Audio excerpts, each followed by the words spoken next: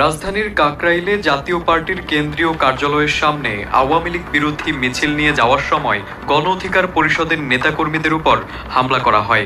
শুক্রবার রাতের ওই ঘটনায় দলের সভাপতি নুরুল হক নূর এবং সাধারণ সম্পাদক রাশেদ খান সহ অন্তত ৫০ জন নেতাকর্মী আহত হন।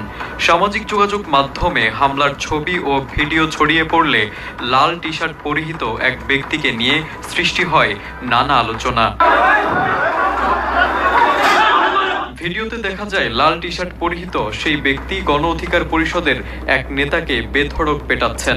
প্রথমে অনেকেই মন্তব্য করেন হামলা শিকার ব্যক্তি নুরুল হক নূর, তবে পরে গণ অধিকার পরিষদের সাধারণ সম্পাদক রাশেদ খান স্পষ্ট করে জানান পেটানো ব্যক্তি নূর নন, বরং ছাত্র জনতা সম্রাট। ওয়ালটন টেলিভিশন মাত্র ২৫,৪৯০ টাকায় পাচ্ছেন গুগল টিভি। এই ঘটনা